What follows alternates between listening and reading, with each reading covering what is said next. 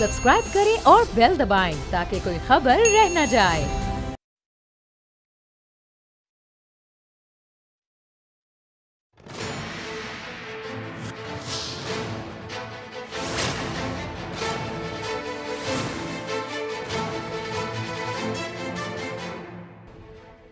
अस्सलाम वालेकुम, मैं हूं नूरुल आरफीन सिद्दीकी और आप देख रहे हैं मेरी जंग। गाड़ी, गन और प्रोग्राम का कंटेंट अगर आपके अपने हाथ में तो फिर आप चीते हैं, और अगर ये तीनों चीज़ें आपके अपने हाथ में नहीं तो फिर मां सिवाय बैठ करके अपनी बर्बादी का तमाशा देखने के लिए, ऐसा मुझे लगता है, आपके पास कोई और ऑप्शन रह नहीं जाता। आज जब टैगलाइंस लिख ली तो आखिरी वक्त में बिल्कुल 2-3 इस तरह की स्टोरीज आई कि मैंने अपने पूरे प्रोग्राम के, बल्कि शुरू के प्रोग्राम के कंटेंट को जो है वो चेंज कर दिया। वज़ीर आज़म के हुक्म पर शुगर इंक्वायरी कमीशन ने तहकीकात मुकम्मल कर ली। वज़ीर आला पंजाब ने 15 शुगर मिल्स मालकान को 3 अरब रुपए की सब्सिडी। विफाक ने सारा मलबा सूबाई हुकूमतों पर डाल दिया। अहम खबर, पीटीआई रहनुमा जहांगीर तरीन और विफाकी वज़रा को क्लीन चिट मिलने का इम्कान। दोबारा सुनिए, पीटीआई रहनुमा जहांगीर तरीन और विफाकी वज़रा को क्लीन चिट मिलने का इम्कान। वज़ीर आला पंजाब और सूबाई काबीना के 6 अरकान पर करप्शन के इल्ज़ाम। हाइपोथेटिकली वज़ीर आला पंजाब ने मिसाल के तौर पे कोई झोलझाल की, उस झोलझाल की जिम्मेदारी वज़ीर आज़म पाकिस्तान पर क्यों नहीं, जिनको शुरू दिन से कहा जा रहा है कि ये लूली लंगड़ी सवारी को वसीम अकरम प्लस तो दूर, वसीम अकरम का एडीसी भी नहीं बनाया जा सकता, उनका पर्सनल सेक्रेटरी भी नहीं बनाया जा सकता, लेकिन वो तुले हुए हैं कि एक मखलूक पर वो किताबें लाद करके उसको प्रोफेसर बना देंगे। तो ये एफआईआर तो उनके नाम पे हुई। दूसरी बात, गुलाम सरवर आवान के बाद एक और विफाकी वजीर। अब आप विफाकी वजीर का नाम सुनिए और उनका जरा मतलब आप हैरान हूं, दिल को रोऊं कि पीटूं जिगर को मैं। विफाकी वजीर मजहबी उमूर नूरुल हक कादरी के खिलाफ भी नैब तहकीकात का आगाज।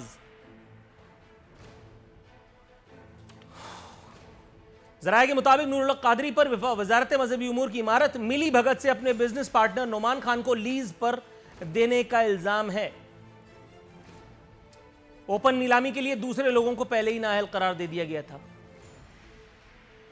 अब आप सुनिए और सर धुनिए, एक और एफआईए, एक और नैब इंक्वायरी होगी, कुछ अरसे ये सारा तमाशा चलता रहेगा, उसके बाद फिर अचानक से या तो खबर मीडिया में आएगी और या फिर खामोशी से क्लीन चिट किसी को दे दी जाएगी। अगर जहांगीर तरीन साहब को अभी ये कहा खैर हुआ नहीं है, अभी सिर्फ टेम्परेचर चेक कराया गया है, अभी सिर्फ चैनल्स पे टिकर चले हैं। कल को कुछ चैनल्स जो बदतमीज हैं, बदलिहाज हैं, जिनको अपने तौर पर जर्नलिज्म करने का शौक है, वो बददिमाग एंकरान कराम थोड़ी बहुत जो उस पर गुफ्तगू करने का फन जानते हैं, वो उस पर मुबहम अंदाज में गुफ्तगू करेंगे और उसके बाद अल्लाह अल्लाह खैर सल्ला। ताहम क्या ये एहतसाब के दावों की नफी नहीं है? क्या रियासत मदीना, जिसके ख्वाब हमें दिखाए गए थे कि इमरान खान साहब जब मसनद इख्तिदार पर होंगे तो फिर हम मक्के मदीना के बाद फिर ये वाली रियासत के गुन गाया करेंगे, जब सारी चीज़ें उसकी नफ़ी में है तो फिर ये रियासत मदीना कैसी हुई? ये है आज का सवाल। आखिरी स्टोरी है, शाहिद खाकान अब्बासी साहब जो हैं, उनकी जुबान भी मेरी तरह चलने लगी है। फरमा रहे हैं कि ओपन चैलेंज करता हूं, नैब आए और पूछगछ कर ले। इनको खुद आज़ादी अपनी इतनी बुरी लगने लगी है कि ये दावत दे रहे हैं नैब को कि आओ और मुझे गिरफ्तार करो, और जब ये गिरफ्तारी हो जाएगी तो नून लीग जो है वो चीखने लगेगी, सर पकड़ने लगेगी। क्यों? ये मेरा ख्याल है टेम्परेचर चेक कर रहे हैं। ताहम एक बात जिसने मुझे हैरान कर दिया, मैं इनकी बहादुरी का कायल हो ही चला था, अगली खबर पढ़ते ही मैं कंफ्यूज आ गया। लीगी रहनुमा का फ्लाइट ऑपरेशन शुरू होते ही कराची का रुख, यह भी समझ में आती है बात। अगली लाइन देखिए, गैर कानूनी भर्तियों के रेफरेंस में जमानत हासिल कर ली। जमानत हासिल करने के बाद अगर आप ये डींगे मार रहे हैं तो फिर इस बात का मतलब क्या है भाई? फिर आपने हमें वही बनाया जो पिछले वाले हमें बना रहे थे। इन्हीं सारे मौजूआत पर सिरासिल गुफ्तगू के लिए मेरे साथ मौजूद हैं आजिज द ग्रेट धामरा, पाकिस्तान पीपल्स पार्टी से इनका ताल्लुक है। उज़मा कारदार साहिबा, पाकिस्तान तहरीक इंसाफ से इनका ताल्लुक है। आज ही हमें फ़यूज़ व बरक़ात बताएंगी एक तरफ़ा एहतसाब का। ये तमाम तोपे इंशाअल्लाह ताला आज चलेंगी अपोजिशन की तरफ, और मैं इनसे ये जान के ही रहूँगा कि ये नाम नहाद रियासत मदीना में ये जो एक तरफ़ा एहतसाब की डुगडुगी बज रही है, इससे ये क्या हासिल करने की कोशिश फरमा रही हैं। राना अरशद साहब पाकिस्तान मुस्लिम लीग से हमारे साथ मौजूद हैं, पाकिस्तान मुस्लिम लीग नवाज से। मैं तीनों मौजूद मेहमानों को अपने शो में खुशामदीद कहता हूँ। सबसे पहले हस्ब रिवायत हस्ब दस्तूर जो पहली कहानी है वो है पाकिस्तान तहरीक इंसाफ से। मोहतरमा, आपको मेरी आवाज़ आ रही है? पहले तो ये बताइए। जी जी बिल्कुल। अरे वाह, इंट्रो ही आपके अगेंस्ट है और आपको आवाज़ भी आ गई, तो ये आप मुश्किल में पड़ गई। मैडम ये मुझे बताइएगा, अल्लाह आपको नेकी दे, ये जो सवारी जिस पे वसीम अकरम प्लस का बोझ लादा गया है, जो मालगाड़ी भी नहीं बन पाई पूरी तरह से, अब ये करप्ट भी निकल आई है। ये खबर मेरे सामने, मुझे नहीं पता ऐसा है या नहीं है। और इस सवारी ने सारा मलबा जो है वो सूबाई यानी विफाक ने सारा मलबा सूबाई हुकूमतों में डाल दिया है। खैर से जहांगीर तरीन और विफाकी वज़रा को क्लीन चिट मिलने का इम्कान है। ये बात तो आप जानती हैं कि जुल्फी बुखारी अहम नेकोकार हैं और होंगे, हो सकता है। ये बात तो आप जानती ही हैं कि वो तमाम आदमी की जिनके गले में पीटीआई का मफलर है वो नेकोकार बन करके, और हमारे सामने वो वजीर भी हैं माशाल्लाह। खैर से मैडम, अब जहांगीर तरीन को अगर क्लीन चिट मिल गई तो फिर आप किस तरह से मेरे प्रोग्राम में आएंगी? खैर आप तो आ जाएंगी, लेकिन मैं दीगर लोगों की बात कर रहा हूं। उनके पास इखलाकी जवाज क्या होगा किसी भी किस्म के लैतो लाल का? और उसके बाद इन तमाम यकतरफा कहानियों की एहतसाब की वो जो चल रही हैं, उसके बाद ये रियासत इस्लामी जमहूरिया पाकिस्तान क्यों कर रियासत मदीना कहलाई जाएगी? जी नूरुल आरिफीन, आपकी तरह अल्लाह मियाँ का मेरे पर भी बड़ा करम है, मेरी भी ज़ुबान बड़ी चलती है, तो हम दोनों सही रहेंगे, कोई प्रॉब्लम नहीं है। अच्छा, अब आपने जो सवाल किए हैं, आधे सवाल का तो जवाब आपने अपने इंट्रो में खुद ही दे दिया है। आपने अभी हमारे एक वफाकी वज़ीर हैं औकाफ के, उनका नाम लिया और कहा कि जी अब उनकी भी इन्वेस्टिगेशन शुरू हो गई है, उनके भी खिलाफ कुछ इल्ज़ामात हैं। अच्छा, अब उससे पहले अभी हफ्ता उससे पहले नहीं गुजरा था कि हमारे जो एक और वज़ीर हैं सरवर साहब, जो हवाई उसके हैं शोबे के वज़ीर हैं, उनके ख़िलाफ़ भी इंक्वायरी है। लेकिन हमारे वुज़रा जो हैं वो उन्होंने चीखना चिल्लाना शुरू नहीं किया। हाँ मैडम, आप बिल्कुल दुरुस्त कह रही हैं, मैं आपकी बात की कदर करता हूँ। आपके वुज़रा चीखेंगे क्यों? जबकि उनको पता है कि इंक्वायरी का ना कोई रिजल्ट निकलना है और ना कुछ होना है। आखिर में खैर से क्लीन चिट तो मिलनी ही है। एक हाइपोथेटिकल बात कर रहा हूँ नूरुल आरिफीन, आपको पता है कि हमारे जो पिछले बादशाह गुजरे हैं, उन्होंने तो कभी किसी के खिलाफ कोई इल्जाम पब्लिक होने ही नहीं दिया, पहले ही छुपा देते हैं सब कुछ ताकि किसी को पता ही ना चले। एक ही सब में खड़े हो गए खैर से महमूद अयाज, उन्होंने पब्लिक नहीं होने दिया और आपने कोई तहकीकाती रिपोर्ट मंजर-ए-आम पर आने नहीं दी, उसके बाद क्लीन चिट दे दी। बीच में से आप लूटमार करते रहे, टैक्स पेयर का पैसा मनी लॉन्डर करते रहें और ऊपर से जो है ऑल इज वेल की कहानी जो है ना वो आवाम को फीड करते रहें। लेकिन हमारे यहाँ ऐसा दस्तूर नहीं है। अगर कोई इस तरह की बात है तो उसको भी कटहरे में खड़ा किया जाता है, क्योंकि अक्रॉस द बोर्ड अकाउंटेबिलिटी जो है वो प्राइम मिनिस्टर उसमें बिलीव करते हैं, चाहे वो हमारे ट्रेजरी बेंचेस में से कोई हो या opposition. Right ma'am, got your answer. थोड़ा सा तवक्कुफ की इस्तदा में आपकी तरफ आता हूं। आपने अभी चीफ मिनिस्टर पंजाब का मुझसे पूछा, वो तो जाके खुद भी उन्होंने जो FIA की इंक्वायरी है वहां पे उन्होंने जो भी उन्होंने सवाल जवाब थे उसके उन्होंने इंक्वायरी फेस की है। आपका चीफ मिनिस्टर सिंध जो है कल पंजाब में छुट्टी दे दी, खैर से क्यों नहीं गया? मैं तो इस बात मतलब इसी बात पे दो नफिल वाजिब हुए, पंजाब में खैर से छुट्टी दे दी कि आपका वजीर आला चल करके गया इंक्वायरी कमीशन के सामने। गजब खुदा का मैडम, सवाल जवाब हुआ, मारूं घुटना फूटे आंख। थोड़ा सा तवक्कुफ कीजिएगा, मैं आपकी तरफ आता हूँ। आजिज द ग्रेट धामरा साहब, सर आपको मेरी आवाज आ रही है? अकाउंटेबिलिटी तो का प्रोसेस तो चल रहा है। राइट, वो वहीं चल रहा होगा जहां कहीं आप पाई जाती हैं। आजिज धामरा साहब, आप मुझे सुन सकते हैं? जी आरफीन, मैं आपको सुन रहा हूँ। अस्सलाम वालेकुम सर, प्रोग्राम में खुशामदीद कहते हुए जनाब मन, मैं पहली स्टोरी पर तबादला ख्याल के लिए आपको जहमत देना चाह रहा हूँ। सर, गुलाम सरवर साहब के बाद वफाकी वजीर नूरुल हक कादरी साहब के बाद भी के खिलाफ भी नैब तहकीकात का आगाज हो गया है। सर, आगाज तो हो जाता है, इख्तिताम नहीं हो पाता। जहांगीर तरीन साहब को मुमकिन तौर पर क्लीन चिट का इम्कान है। दूसरी खबर मेरे पास जो है वो बड़ी कुछ नाखुशगवार सी है कि जरदारी की पॉलिटिकल सेक्रेटरी के खिलाफ इंक्वायरी की मंजूरी। जरदारी को जिसने चाय पिलाई उसको अंदर कर दो, लेकिन दूसरी जानिब आप समझ रहे होंगे, जरा कुछ कहिएगा। देखिए नूरुल आरफीन साहब, अभी मेरी बहन ने कहा कि हमारे वुज़रा जो हैं वो चिल्लाते नहीं हैं। जाहिर है क्यों चिल्लाते जी भाई, जब दोस्त आपको नोटिस दे रहे हैं, इंक्वायरी करने वाले आपके बड़े अच्छे दोस्त हैं और आपके अंडर में काम करने वाले हों, तो जाहिर आप चिल्लाएंगे नहीं। मगर ये आपको एक फेस सेविंग करनी है।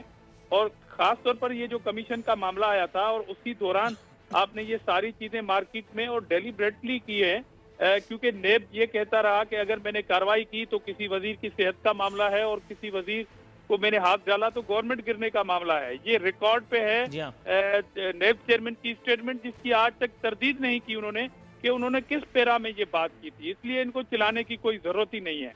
तो बाकी रही बात कि अभी जो आपने बात की कि जरदारी साहब के सेक्रेटरी के खिलाफ जो है वो इंक्वायरी होगी। देखें, हम बेसिकली एच साहब के खिलाफ नहीं है, मगर हम कहते हैं कि जो आप टॉक शोज के अंदर, प्रेस कॉन्फ्रेंसिस के अंदर या एच साहब यूनिट के जो इंचार्ज है, वो जब ये सारी बातें और किताबें लहरा के ये बातें करेंगे एच साहब की, तो बिलाखिर फैसला किसने करना है? नूरुल आरफीन ने तो नहीं करना है। पॉइंट ऑफ व्यू आप दे सकते हैं, मगर ये सारे प्रूफ आपको अदालत में देने हैं ताकि सजा हो जाए और प्रूफ हो जाए और हम फिर बात करने जैसे भी ना रहें। तो ये सारे मामला जहां जिस फोरम पे हैं वहां पर ये प्रूफ नहीं कर पा रहे हैं। बाकी सियासत करनी है, आइंदा 3 साल और सियासत करेंगे, इसी तरह सियासत करते रहें। जारी है फिर कौम जो है इस बात का नोटिस लेगी कि कितने वजीरों के खिलाफ इंक्वायरी हुई, कितने वजीरों के खिलाफ। कौम से आप बेफिक्र रहिए, सुम्मा अल्हम्दुलिल्लाह, ये कौम किसी बहुत जरूरी काम से सो रही है। थोड़ा सा तवक्कुफ कीजिएगा। मैं राना अरशद साहब के पास से हुआ हूँ। राना अरशद साहब, सर जहमत की अज़द माजरत, पूछना यह था कि शहबाज शरीफ तो करप्ट बताए जाते हैं, नवाज शरीफ तो करप्ट बताए जाते हैं, ये दूसरी तरफ ये हुज्जाज कराम जो कुछ गुल खिला रहे हैं। आज जो कुछ हुआ, 15 शुगर मिल मालकान को 3 अरब रुपए की सब्सिडी दी गई, ये फी सबीलिल्लाह तो नहीं हुआ होगा जनाब मन, और करने वाली सवारी भी वो है जिस पर मासूमियत का तोहमत धरी गई है। सर नूरुल हक कादरी जो हैं वो भी नैब के राडार पर आ गए हैं। ये अलग बात कि ये जहाज उड़ने से पहले ही मेरा ख्याल है कि कहीं ना कहीं इसकी फ्लाइट टाइम हो जाएगी। कुछ कहिएगा। जी बिस्मिल्लाहिर्रहमानिर्रहीम। नूरुल आरफीन साहब, मैं आपका शुक्रिया अदा करता हूँ, आपके टीवी चैनल का। और जैसे कोरोना बढ़ रहा है, आप उसी तरह उससे ज़्यादा हिम्मत और जुर्रत का मुजाहरा कर रहे हैं। मैंने भी ख्वाब में देखा कि रियासत मदीना का नाम लेने वाले हैं जो फरमाया करते थे कि इत्साम मुझसे शुरू होगा, तो इत्साम तो शुरू हो गया। ये जो तरीन साहब और खुसरू बख्तियार साहब हैं, खुसरू बख्तियार साहब पर मुल्तान नैब ने केस तैयार किए और जब वो हतमी शक्ल देने लगे तो मुल्तान से इंक्वायरी लाहौर शिफ्ट हो जाती है। नहीं पूछना, क्योंकि जनूबी पंजाब के नाम पर वो मुस्लिम लीग नून को का शब्बे खून मारकर इधर आया था, और इंटरनेशनल लोटे को अगर कुछ हुआ तो जनूबी पंजाब और पंजाब की गवर्नमेंट ना गिर जाए। फिर तरीन साहब जो हेलीकॉप्टर गमाया करते थे, फिर 3 अरब की सब्सिडी तो दी। Chief executive of this country, prime minister की सीट पर बैठने वाले इमरान अहमद खान नियाजी साहब ने कैसे बोले वाले हैं, 3 अरब कौमी खजाने से देते हैं और सिर्फ सूबा पंजाब को ही वो प्रेशराइज किया जाता है। वो जो मैं समझता हूँ भोला बादशाह उस्मान बज़दार हमारा पुराना साथी, उस गरीब को क्या पता। वो समीउल्लाह जो मिनिस्टर कंसर्न फूड था, वो कहता मैंने कहा ना दें, सेक्रेटरी फूड कह रहा है कि हमने कहा ना दें, लेकिन प्रेशर था और 3 अरब की सब्सिडी दी गई सिर्फ सूबा पंजाब में। ये हमें कहते हैं ये 52 रुपए से 90 रुपए चीनी करके 22 करोड़ आवाम की जेब पर धक्का मारा गया, और इसकी अप्रूवल खुद खान साहब ने दी। और ये कादरी साहब, ये सरवर खान साहब, भाई सरवर खान साहब का तो वो पंजाब टेक्निकल बोर्ड में जाली सनद का केस चलता रहा, आज भी किसी जगह पर वो रुका हुआ है। ये सिर्फ प्यार मोहब्बत के लिए नोटिस जारी हुए हैं। जो चेयरमैन नैब ने कहा था कि हवाओं के रुख बदलेंगे, तो फिर वो बताएं कि वो हवाएं पहले कहां से आती थी, अब कहां से आएंगी। और जो इंटरनेशनल नजूमी कैबिनेट मेंबर ने कहा कि अब नैब टार्जन बन रहा है, तो मैं अर्ज ये करना चाहता हूं कि आया हेलीकॉप्टर का नैब का केस जो है प्राइम मिनिस्टर साहब पर वो खत्म हो गया, या वो वो दरिया बुर्द हो गया। मैं अभी आपकी तरफ आता हूं सर, लेकिन आपने जो एक नुक्ता उठाया उसका जवाब है मेरे पास। पे है? आपने हवाओं के रुख की बात की, मैं आपको बताता चलूं कि वो सिर्फ मोहब्बतें फिल्म में अमिताभ और शाहरुख के दरमियान बदलने की बात हुई थी। अगर चेयरमैन नैब के मुंह से सहवन अगर कोई जुमला अदा हो गया तो आप उस पर ईमान क्यों लिया है? आप भी बहुत भोले हैं सर, थोड़ा सा तवक्कुफ कीजिएगा। मैं आपकी तरफ आता हूं, मैं उस्मा कारदार साहिबा का सब्र आजमा लूं। मैं आधा मिनट लेंगे आप, चलिए आधा मिनट। मैं गुजारिश ये करना चाहता हूं कि हमजा शबाशी 13 माह से जेल में है। भाई रेफरेंस तैयार क्यों नहीं करते? बताएं ना कि क्या खाया, कौम के सामने लाएं। शबाशी ने 5.5 माह जेल काटी, शाहद खकान अब्बासी 6 माह जेल काट के आ गया। अब नए नोटिस शुरू हो गए हैं, तो वो आटा चीनी स्कैंडल वालों को तो कोई नहीं पूछेगा। अभी पूछ लेते हैं, थोड़ा सा तवक्कुफ कीजिएगा। मैं अभी देखिए कैसे पूछता हूं। आईने पाकिस्तान का मैं अभी आपकी तरफ आता हूं। जनाब अमन राना शाह साहब, थोड़ा सा तवक्कुफ की इस्तदा है सर। मोहतरमा उस्मा कारदार साहिबा, मैडम कल खैर से ये खबरें चली थी कि जी वज़ीर आज़म पाकिस्तान बिलखुसूस और बशमूल काबीना अरकान जो हैं वो डॉक्टर ज़फ़र मिर्ज़ा की कारकर्दगी से नाखुश हैं। डॉक्टर ज़फ़र मिर्ज़ा की कारकर्दगी पर तो सवालात सुप्रीम कोर्ट पहले ही उठा चुकी। खैर से उन पर जो है अकरबा परवरी के इल्ज़ाम भी हैं। खैर से उन पर जो है मांस की गैरकानूनी बरामद के भी इल्ज़ाम है। FIA मैंने कल भी कहा था अपने तौर पर कुछ तहकीकात करने की कोशिश कर रही है, और मैंने ये भी कहा था कि मैं देखता हूँ FIA क्या कुछ कर लेती है। मैडम ज़रा कुछ फरमाइएगा, यानी पेशावर मेट्रो के हवाले से अगर कोई तहकीकात हो रही हो तो आप सुप्रीम कोर्ट दौड़ जाती हैं। इलेक्शन कमीशन में फॉरेन फंडिंग केस हो तो वो चल करके नहीं देता। ये सारी ट्रेनें जिस पे आपकी फाइलें लदी हुई हैं, इसमें डीजल कहाँ चला गया, कौन लेकर के चला जाता है? ज़रा कुछ बताइएगा, साइंटिफिक आंसर मत दीजिएगा प्लीज़। देखिए, बात सारी ये नूरुल आरिफीन के प्राइम मिनिस्टर इमरान खान की हमदर्दी जो है वो सिर्फ एक पार्टी के साथ है, और उस पार्टी का नाम है पाकिस्तान का अवाम। और जो उसके अलावा अगर कोई भी आपको पता है हमारी बहुत सारे एजेंसीज़ भी हैं, हमारे इदारे हैं जो प्राइम मिनिस्टर के कान हैं, आँख हैं, उनको सारी रिपोर्ट्स जाती हैं। और अगर उनको पता चलता है कि उनका कोई टीम मेंबर भी किसी गलत तरीके से और अपने जो नाजायज़ कोई फ़ायदा उठाने की कोशिश कर रहा है, तो उसकी एक शेल्फ लाइफ होगी और एक एक्सपायरी डेट भी होगी। तो ये तो पक्की बात है। अब राना अरशद साहब जो है, नहीं मैडम, ये 11 बजे का प्रोग्राम जाल रहे हैं। नहीं, देखिए ये जो डाका राना अरशद इनके मेरा सवाल मेरे सवाल का जवाब डाल रहे हैं। नो मैडम, थोड़ी सी बात, नो मैडम, नो, उस पे बाद में बात करेंगे। मैंने आपको जवाब दे दिया है। नहीं, कहाँ जवाब? मैंने आपको जवाब दे दिया है। कहाँ? आपने तो मुझे इमरान खान साहब की खुसूसियात बता दी कि वो इतने बहादुर हैं, इतने मर्द मैदान है, इतने हैंडसम है, इतने स्मार्ट हैं।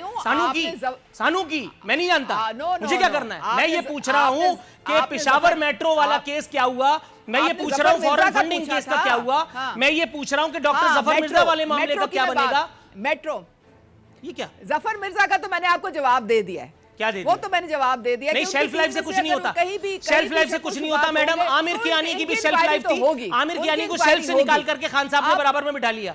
शेल्फ लाइफ कुछ नहीं होती, ये सेव करने का मॉडर्नाइज तरीका कर दिया ना। उनकी वजारत चली गई ना। वजारत चली गई तो क्या हुआ मैडम? उनको पार्टी का ओहदा दे दिया मैडम, उनको पार्टी का ओहदा दे दिया आपने। तो में कितनी वजारतें गई? No madam, no. के खिलाफ जेल कितने लोग गए? फिर भी वो अपनी जेल कितने लोग गए? वजारत से चिपके रहे। जेल कितने लोग गए? आप ये नहीं तो जेल ठीक है, जिनके खिलाफ सबूत मिलेगा और इंक्वायरी होगी। अच्छा, ये भी महज इत्तेफाक है कि पीटीआई का जब वक्त आता है तो सबूत नहीं मिलते। अब मैं आपको BRT की मैं बात बता देती हूँ कि BRT जो है वो हम लोगों ने सिर्फ सुप्रीम कोर्ट से टाइम मांगा था कि जी इसको और डिले ना होने दें, मुकम्मल हो जाए हमारा ये जो प्रोजेक्ट है। फिर आप जो हमसे सवाल पूछेंगे, आपने कहा है कि इस सुनवाई को रोका जाए ताकि आप अपना काम सुकून के साथ कर सकें। काम ना रुके। जो मेरी मालूमात है, जो मेरी रिसर्च है वो कुछ और है, और आप मुझे कुछ और सबक पढ़ा रही हैं। बड़ा मेगा प्रोजेक्ट है नूरुल आरिफीन। काहे का मेगा? बहुत मेगा प्रोजेक्ट है। इतना मेगा के बन ही नहीं रहा। पेशावर का लेंथ और ये क्या दीवारें चीन बन रही है? एक सीधी ये क्या नया पाकिस्तान बनाने की कोशिश कर रही है? इसमें कंक्रीट डाल रही है? क्या कर रही है? ऐसी कौन सी जो पेशावर में फैला हुआ है?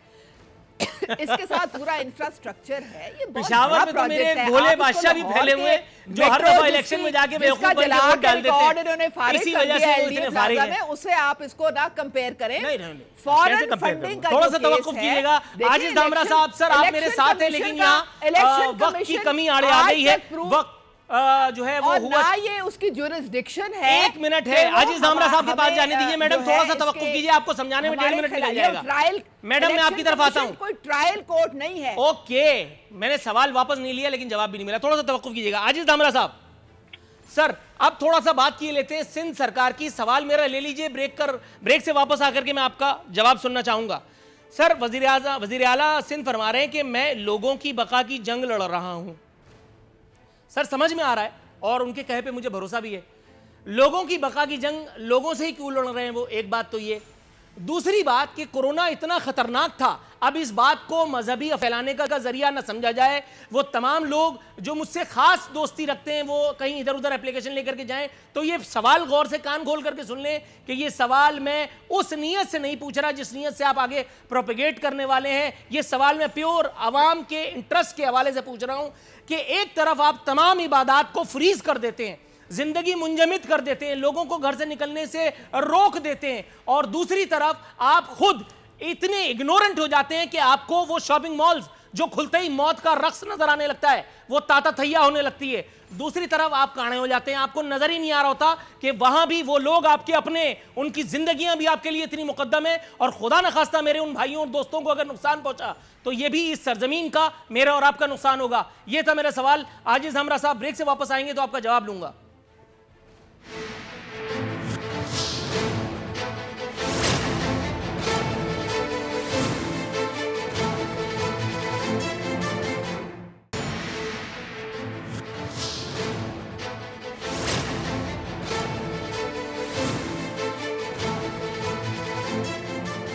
वेलकम बैक नाजरीन। दस्तूर हमारे मेहमान हमारे साथ मौजूद हैं आजिज दामरा साहब। हस्बे दस्तूर बल्कि हस्बे वादा मैं आपकी तरफ आना चाहूंगा। ये बताता चलूं, सिर्फ इजाफा कर दूं कि जो सवाल ब्रेक पर जाने से पहले मैंने पूछा था, अब वो मजहबी तबका भी जिसे बहला फुसला के आपने अपने मकासद हासिल किए उसको भी जुबान मिल गई है, और वो भी आप पर इसी मुनाफरत का, इसी तासुब का इल्जाम लगा रहा है। सर आपके जवाब का मुंतजिर हूँ। ये वक्फा जमहूरियत के लिए तो नहीं, जरा ये वक्फा जमहूर के लिए बहुत जरूरी है। मैडम थोड़ा सा ब्रेक पर पाँव रखिएगा। मेरे ख्याल में बड़ा मुश्किल सवाल आपने पूछ लिया। नहीं, सारे मुश्किल सवाल मैं पूछता ही हूँ। मैंने तो आपसे भी बड़े मुश्किल सवाल पूछे थे। आजिज दामरा साहब, सर आप लाइन पे? जी मैं लाइन पे। आजिज दामरा साहब लाइन पे आ गए हैं नाजरीन। जी आजिज दामरा साहब, सर मैंने ब्रेक पर जाने से पहले जो सवाल पूछा था उसमें सिर्फ इतना इजाफा करना मकसूद है कि अब वो तबका, वो मजहबी तबका जिसे बहला फुसला करके सिंध हुकूमत ने कोरोना से डराया था, सर जिसके बाद फिर मसाजिद पर जो सारे मामलात हुए, लोगों ने मसाजिद से दूरी इख्तियार की, अब वो भी ये सिंध हुकूमत पर तासुब का, मुनाफरत का इल्ज़ाम आयद कर रहा है। मैं आपके तफसीली जवाब का मुंतज़िर हूँ सर। देखें नूरुल आरफीन साहब, इशू जो आपने कहा कि ये कोरोना से डराने की बात थी या आवाम से लड़ने के लिए बात थी, बेसिकली ये कोरोना सिर्फ एक सूबे सिंध में नहीं आया था, और ये सिर्फ एक सूबे के चीफ मिनिस्टर ने ये बात नहीं की थी कि अवाम एहतियात करें या लॉकडाउन का जो कॉन्सेप्ट था, अगर सूबाई हुकूमत अवाम दुश्मनी पे आके सिर्फ सूबे में करती और बाकी सूबे नहीं करते या फेडरल उसको फॉलो नहीं करता, तो आपकी ये बात बिल्कुल हक बजानिब थी कि सूबाई हुकूमत ने ये अवाम से दुश्मनी की थी और अवाम को घरों में रहने पे मजबूर किया। जहाँ तक आपकी मजहबी तबकों के हवाले से बात है, तो अवाम जो है वो मुख्तलिफ तबकात का नाम है। मजदूर भी है, दुकानदार भी हैं, ताजिर भी हैं, नमाज पढ़ने वाले भी हैं। वो एक इंसान है। जाहिर है कोरोना जो है वो किसी एक तबके के ऊपर अटैक नहीं करता, वो इंसानियत पे करता है। और जैसा कि आपने कहा कि सूबाई हुकूमत जो है वो अवाम को डराकर अवाम से लड़ रही थी, तो उसी अवाम की सेहत के लिए ही तो सूबाई हुकूमत ने ये फैसले लिए, और उसमें कोई शक नहीं है कि बड़ी जबरदस्त तनकीद हुई हमारे ऊपर। फेडरल ने लॉकडाउन किया मगर हमारे ऊपर तनकीद भी करते थे। ताजिर, मैं आपकी बात समझ रहा हूं, आपने जो कहा दुरुस्त इरशाद फरमाया। मैं सिर्फ एक ज़िमनी सवाल पूछ रहा हूं जो मेरे सवाल पूछने का मकसद भी था। सर मसाजिद से कोरोना फैलने वाला था, आपने लोगों को एडवाइस किया, और वो मजहबी तबका, विद ऑल ड्यू रिस्पेक्ट मैं कह देता हूं सानू की, कि जिसको अपनी गाड़ी के आगे पुलिस मोबाइल चाहिए, जिसको मदरसे के लिए चंदे की जरूरत होती है, जिसको वजीर आला को सामने देख करके और दम निकल जाता है, उसको तो फिर मामला करना ही था ना, वो तो हो गया, ठीक है। लेकिन दूसरी जानिब वो एक तबका जो आपकी उसी तरह से रियाया जिस तरह से वो दूसरा तबका था, वो एक तबका जिसकी जिंदगी की जिम्मेदारी आप पर थी, मुराद अली शाह सरकार पर थी। सर क्या खुदा न खास्ता माज़ अल्लाह तौबा इस्तग़फ़ार, मैं बोलूंगा तो फिर कहीं मिर्ची ना लग जाए, सर क्या अहले सुन्नत तबके की जिंदगी कीमती थी? क्या अहले तशय्युअ की जिंदगी कीमती नहीं थी? क्या खुदा न खास्ता उनको कोरोना नहीं लग सकता था? क्या वहाँ बच्चे जो हैं, वहाँ औरतें जो हैं, क्या वहाँ बुजुर्ग जो हैं, उनकी जिंदगियों का तहफ़्फ़ुज़ मुराद अली शाह और नासिर शाह की जिंदगी की जिम्मेदारी नहीं थी? सईद गनी की जिम्मेदारी नहीं थी? ऐसे तो वो आ गए थे हाथ जोड़ने के लिए, खुदा रहा हमें काम करने दो। अब क्या हो गया? अब क्यों नहीं कर रहे थे? 20 और 21 को सिंध हुकूमत म्यूट पे थी, क्यों? देखें नूरुल आरफीन साहब, मुझे तो मतलब अजीब लगता है कि आप उस मजहबी तबके में से किसी एक फिरके का नाम लेके कहें कि इसको लगना था या इसको नहीं लगना था। नहीं, मैंने ये नहीं कहा। पाकिस्तान में थी। You have taken me wrong. मैंने ये नहीं कहा। मैंने कहा दोनों तबकात हमारे लिए मोहतरम और जरूरी हैं बॉस। नूरुल आरफीन साहब, ये सूरत हाल पूरे पाकिस्तान में थी, और जुमे के इज्तिमात की पाबंदी सिर्फ सिंध में नहीं थी, वो पंजाब में भी थी, वो बलूचिस्तान में भी थी, वो केपी में भी थी, वो इस्लामाबाद में भी थी। तो खुदा न खास्ता सिंध के अंदर किसी मजहबी तबके के ऊपर स्पेशली पाबंदी नहीं थी। और जहाँ तक देखे, दूसरी बात यह है कि मजदूर परेशान हुआ, बिल्कुल परेशान हुआ, मगर उसी मजदूर को कोरोना से बचाने के लिए ये सारे स्टेप करना पड़े। वो क्या सिर्फ एक सूबे के अंदर थे या पूरे पाकिस्तान के अंदर थे? हाँ, सिंध ऑन कर रहा था अपने डिसीजन को, बाकी जगह पे आधा तीतर आधा बटेर था, तो वो अलग बात है। मगर सिंध अपने तमाम जो भी डिसीजन थे उसको हम ऑन कर रहे थे। और दूसरी बात, सऊदी अरब के अंदर हमारे मजहबी मकामात, ईरान के अंदर हमारे मजहबी मकामात फिर क्यों बंद हुए? वहाँ पर चीफ मिनिस्टर मुराद अली शाह तो नहीं थे, वहाँ पर सिंध हुकूमत की एक्सेस तो नहीं थी। या तो फिर ये कहिएगा कि पूरे पाकिस्तान के अंदर जिन भी मुस्लिम ममालिक के अंदर इस तरह के इज्तिमात पर पाबंदी थी, वो सिंध हुकूमत की नालायकी थी। Got your comprehensive answer. Aziz Damra साहब, thank you so very much, आपका कॉम्प्रिहेंसिव आंसर मिला। सर थोड़ा सा तवक्कुफ फरमाइएगा, मैं राना अरशद साहब के पास जाता हूँ। राना अरशद साहब, सर ये तो लतीफा हो गया।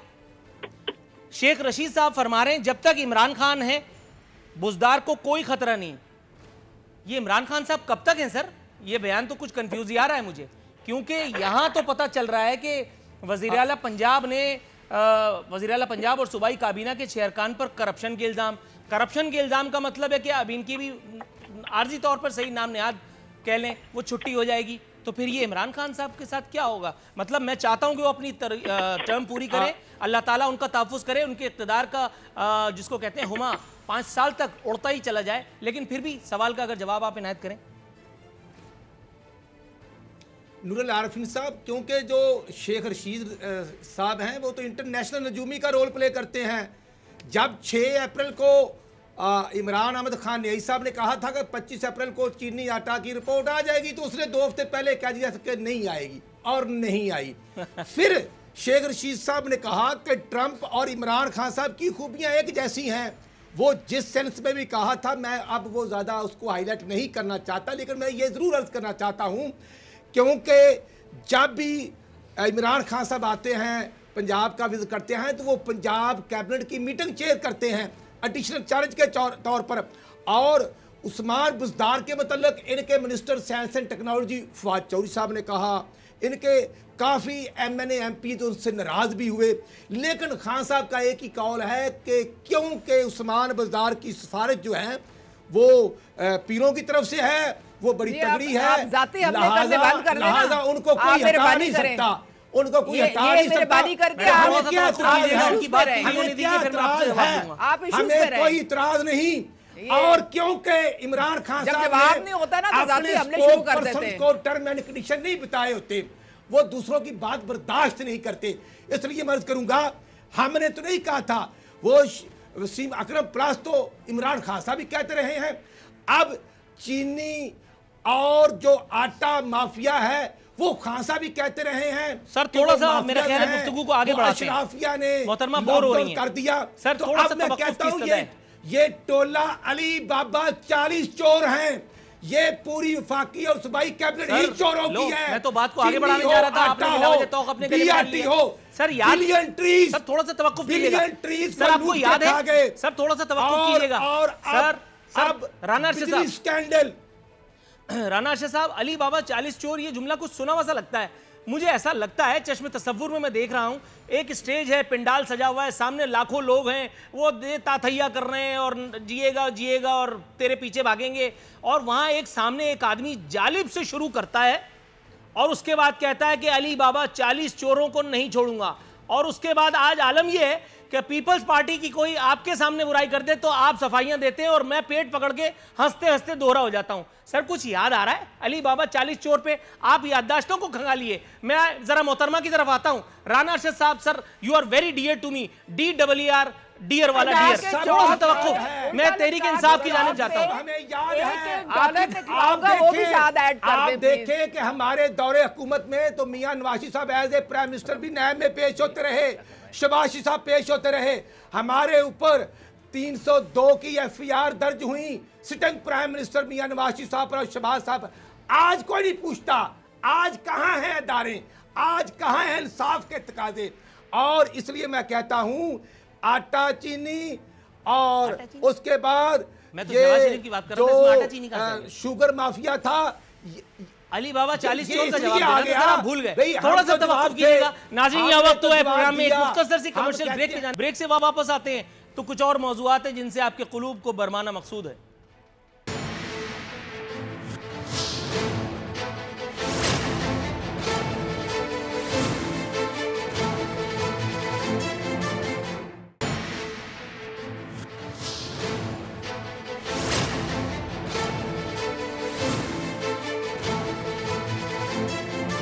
नाज़रीन, इख्तितामी लम्हा शो के आन पहुंचे हैं। मैडम उज़्मा फवाद चौधरी साहब का जिक्र खैर किए लेते हैं, फरमा रहे हैं कि हमें अपने हीरोज़ पर भी ड्रामे बनाने चाहिए। ड्रामे पे याद आया, एक आध ड्रामा तो ये भी डिस्कस करते हैं, जितने ड्रामे इन्होंने किए हैं जमहूरियत के साथ, जमहूर के साथ, जितनी सियासी कलाबाजियाँ इन्होंने खाई हैं, जितनी इन्होंने जो है वो अपनी रोज़ी रोज़गार का मुख्तलिफ सियासी छतरियों के नीचे बंदोबस्त किया है और जिस कमाल महारत के साथ किया है कि पकड़ में भी आए लेकिन सीना चौड़ा करके हमेशा वजीर बने खैर से। तो एक आध ड्रामा इन्हीं पे लगा दिया जाए, मेरा ख्याल है। आजकल तो वैसे भी ड्रामों का सीजन है, कभी कोई तुर्की का, कभी कोई फलाने का, कभी ढिमकाने का। देखिए नूरुल आरिफीन, फवाद चौधरी जो हैं वो असेंबली में इसलिए बैठे हैं क्योंकि कौम ने उनको मैंडेट दिया है, वोट लेके वो आए हैं, और जब वो आते हैं कोई भी उनको मिनिस्ट्री दी जाती है तो वो उसमें फिर एक अपना नाम भी पैदा कर लेते हैं। तो इसका तो उनको क्रेडिट देना, अगर आप उन पे ड्रामा बनाना चाहते हैं हमें तो कोई इतराज नहीं है, आप ज़रूर बनाएं। डे वन से जो क्रेडिट दे रहा हूं ले नहीं रहे, इंसान, आप समझ नहीं पाई। इंसान में सबसे पहले तो आप लोगों को क्रेडिट देता हूं मैं कि पहले आप लोगों ने कहा कि हम सियासी लोटों के रोजगार का बंदोबस्त नहीं करेंगे, उसके बाद खैर से अल्लाह नजर बस से बचाए, वो कहते हैं ना शाला नजर ना लगे, रिक्शे के पीछे लगा होता है। तो जितने भी लोग आए हैं, मतलब जितने लोटे आपने कबूल किए हैं और होल सेल में किए हैं, वो भी मेरा ख्याल है पाकिस्तान की सियासी तारीख का एक रिकॉर्ड है। जहांगीर तरीन साहब का वो तैयारा मैं समझता हूँ, उसको ही अगर मादाम तसाम में रखवा दिया जाए तो बड़ा दिल बागो बहार होगा मेरा ख्याल है जमहूर का। आपको मैं याद दिलाती चलूं कि फवाद चौधरी जो हैं वो PTI के टिकट से उन्होंने इलेक्शन लड़ा है, वो किसी और पार्टी से या यही तो फन है, मैं और क्या कह रहा हूं, इसीलिए तो मैं कह रहा हूं एक ड्रामा हो जाए, पार्टी के साथ हैं। देखें आपकी हमारी तो प्राइम मिनिस्टर ने बहुत बड़ी ड्राई क्लीनिंग फैक्ट्री लगाई हुई थी वहां बनी गाला में, तो यही तो मैं आपसे सुनना चाह रहा था, प्राइम मिनिस्टर के नजरिए पे ज्वाइन किया था। बिल्कुल ठीक है। और जिस दिन उन्होंने वो नजरिया छोड़ा, जिस दिन प्राइम मिनिस्टर का जो एक नजरिया है, जो मैनिफेस्टो है, अगर छोड़ा तो उस दिन वो पार्टी से खारिज हो जाएंगे, सिंपल इज दैट। लेकिन जब तक वो फॉलो करेंगे उस नजरिए को, वो पार्टी में वेलकम है। जी राइट आरिफीन साहब प्लीज इस पर मैं आपको जिस तरह उज़्मा कारदार साहिबा थोड़ा सा तवक्कुफ की इस्तदा है। मैडम उज़्मा थोड़ा सा तवक्कुफ की इस्तदा है, मैं आपकी तरफ आता हूं। जवाब मिल गया, डेविस की वजह से जवाब मिल गया, मैं आपकी तरफ आता हूं। पार्टी और अब आजिज़ धामरा साहब, सर आप मुझे सुन पा रहे हैं? जी जी आजिज़ धामरा साहब, सर बहुत ही दिलचस्प बयान दागा है मुर्तज़ा वहाब साहब ने, कह रहे हैं अल्लाह पाक फिरदौस शमीम नकवी को कोई रोजगार दे, ये फारिग लोग हैं, हर रोज प्रेस कॉन्फ्रेंस करते हैं। फिरदौस शमीम नकवी के लिए वजीर आला से बात करूंगा कि इन्हें किसी काम पर लगा दें। सर, इससे तो ये साबित होता है कि प्रेस कॉन्फ्रेंस करना फारिग लोगों का काम होता है। ये बुरी बात है, नहीं करनी चाहिए। सर, मैं तो कंफ्यूज आ गया हूं, मैं तो हिजाब के मारे सवाल पूछने की हिम्मत नहीं कर पा रहा, लेकिन आप हैं तो पूछने की जुर्रत तो करनी पड़ेगी। जितनी प्रेस कॉन्फ्रेंसेस माशाल्लाह पिछले कुछ दिनों में सईद गनी, नासिर शाह, मेरे वजीर आला और मुर्तज़ा वहाब ने अकेले किए हैं, पूरे सूबे को मिलाकर के भी मेरा नहीं ख्याल है पंजाब में, केपीके में, मुझे तो याद नहीं पड़ता। अगर याद है तो बताइए जरा।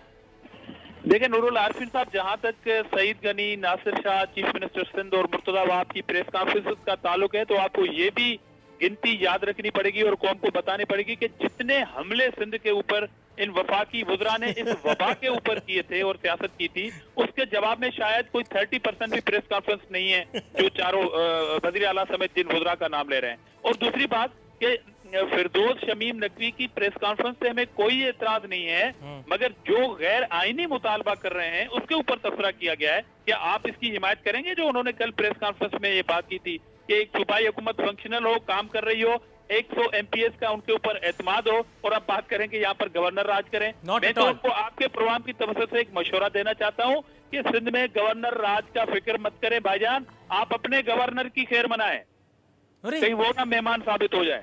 ये सर आपने मतलब ये तो एक नया कुंडी कहानी पेश सर, ये सर नहीं आजिज धामरा साहब जरा वजाहत कीजिएगा, आपने जो फरमाया वजाहत कीजिएगा। मैडम थोड़ा सा स्विच ऑफ, मैडम थोड़ा सा तवक्को, ये इन्हीं की पार्टी जो है ये मैडम मैं आता हूँ ना आपकी तरफ, मैं आता हूँ जी। आजिज धामरा साहब सर जरा वजाहत, थोड़ी सी वजाहत।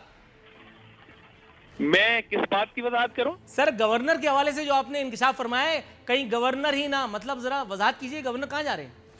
देखिए मैं इसलिए कह रहा हूं कि ये फजूल लोग हैं जो सिंध की PTI है, वो एक दूसरे को सिर्फ ब्रेकिंग न्यूज में अगर एक कोई इनका दोस्त आ जाता है तो दूसरा ये इरादा कर देता है कि कोई बेतुकी बात करके, गैर आईनी बात करके मुझे जीनत बननी है मीडिया की। कल जो बात की थी फिरदौस शमीम नकवी ने, उनकी तमाम नेशनल टीवी पे जो 10 बजे के टॉक शो में इन्हीं की सीनियर क़यादत ने कहा कि ये बेतुकी बात है और ऐसा मुमकिन नहीं है। तो जारी है उनकी तरदीद, इनकी अपनी पार्टी करिए, ये एक पिच पे है नहीं, इसलिए ये फजूल लोग हैं, इनको काम लगाने की जरूरत है। और जहां तक आपने कहा गवर्नर को, जो मैंने कहा है कि वो मेहमान है, वो इन्हीं की पार्टी के अंदर से तबसरे आ रहे हैं कि गवर्नर तब्दील हो रहे हैं। तो ये बताएं ये जस्ट कि मैं गलत बात कर रहा हूं या सही कह रहा हूं? मेरी बहन इस प्रोग्राम में बैठी है, वो राइट सर। राना अरशद साहब को सब्र का पैमाना कहीं लबरेज ना हो जाए। राना अरशद साहब सर सवाल ले लीजिए और फिर जवाब दाग दीजिए। सर शहबाज गिल साहब ने आज जो जिसारत फरमाई है, मेरा ख्याल है कि वो लिमिटलेस बात की है। उन्होंने कह रहे नून लीग सियासी जमात कम, प्रोपेगेंडा सेल ज्यादा है। शरीफ खानदान का हर बालिग इश्तिहारी और मफरूर करार दे दिया उन्होंने।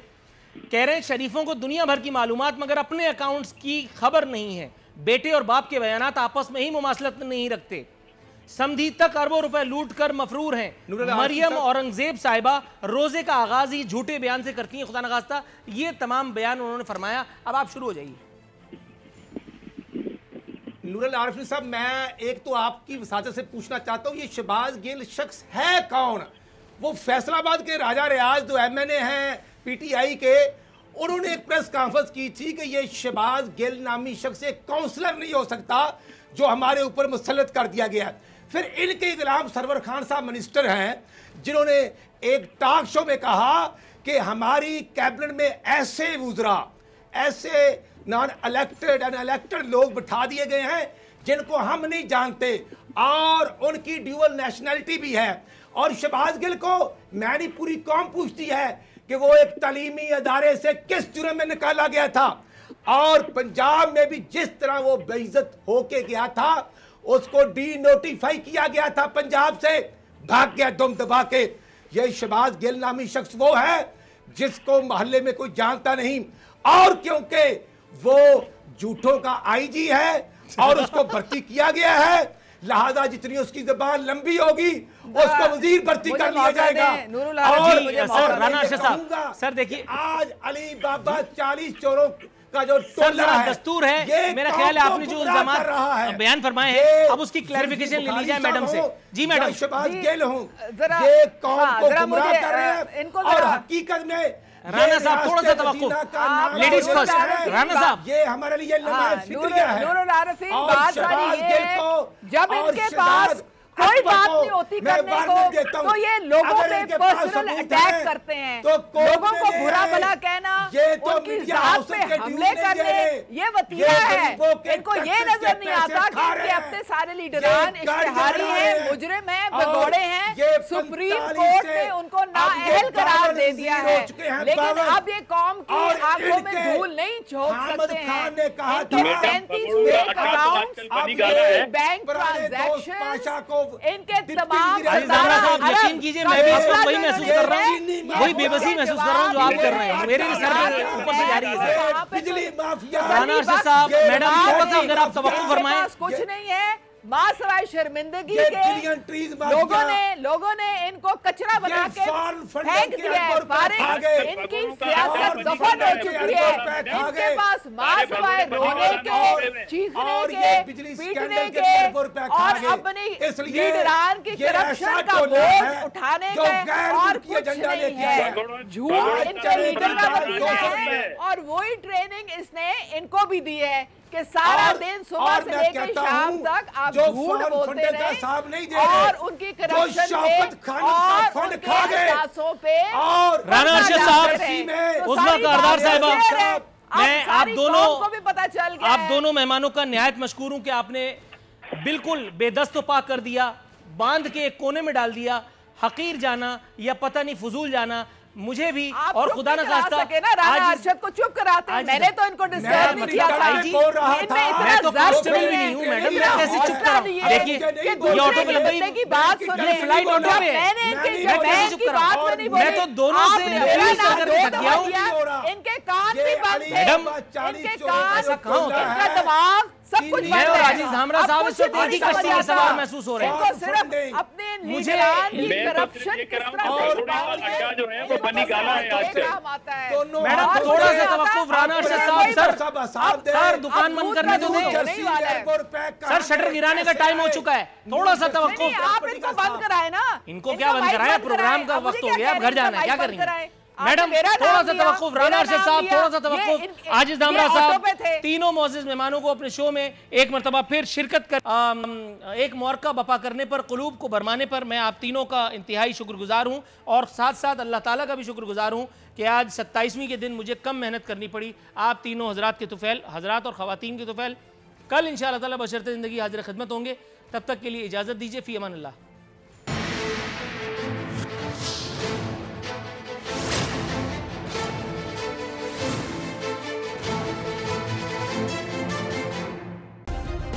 सब्सक्राइब करें और बेल दबाएं ताकि कोई खबर रह न जाए।